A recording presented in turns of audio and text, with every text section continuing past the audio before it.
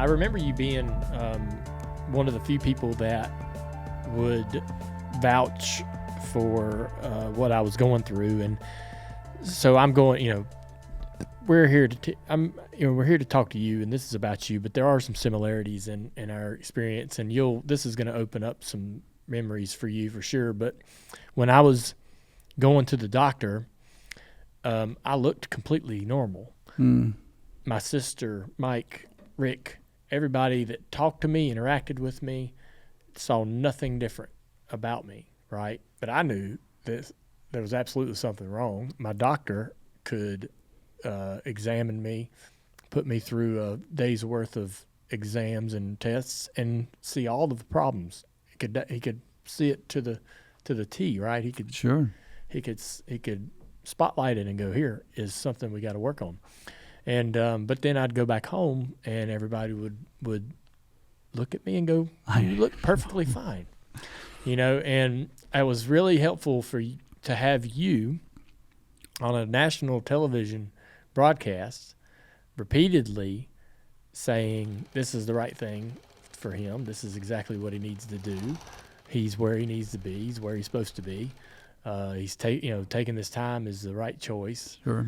Where everything else in the world, fans, family, coworkers, were like trying to not shove, but wanting me to get back, right? Yeah. Wanting me to come back, wanting me to get well and come back.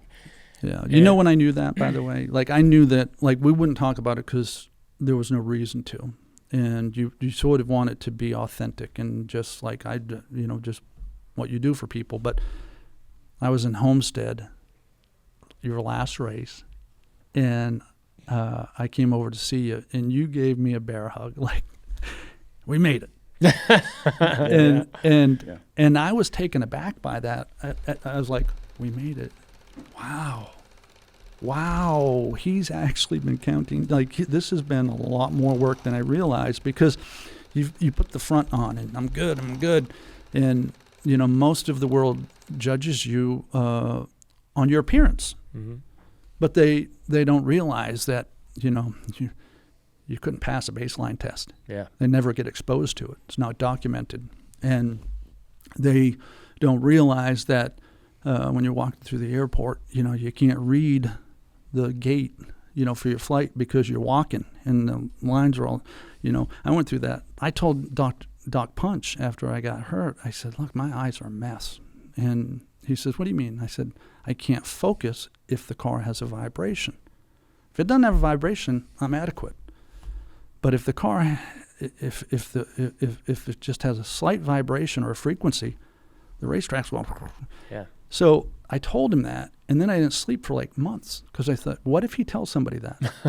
Yeah. And that's that burden that I just was referring to 10 minutes Can't ago. Put the tube back in the toothpaste. Yeah. Once that information's out there. Yeah. In a better world, a better way of going about it would have been if you had the resources to say, hey, I can't drive, and I'll prove it. And but that everything evolves, and I think that we are in a much, much better place now.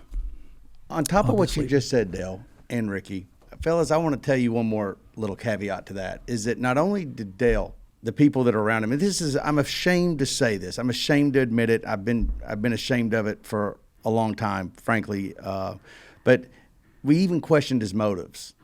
Mm-hmm. He was sitting here, pleading for help and saying, look, I'm not right. And I remember he would come into office and Dale, whether you remember this or not, you'd be like, hey, man, everything's off balance. Are you seeing this? Are you noticing it?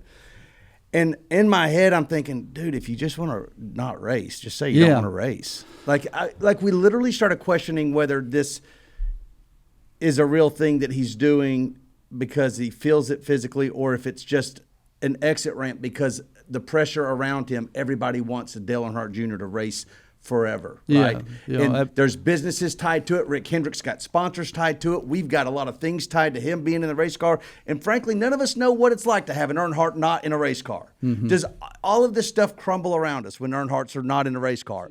Hey, if you haven't listened to the entire podcast with Ricky Craven, I think it's one you're really going to want to listen to because Ricky really dives deep into some of the more difficult situations he found himself in during his career.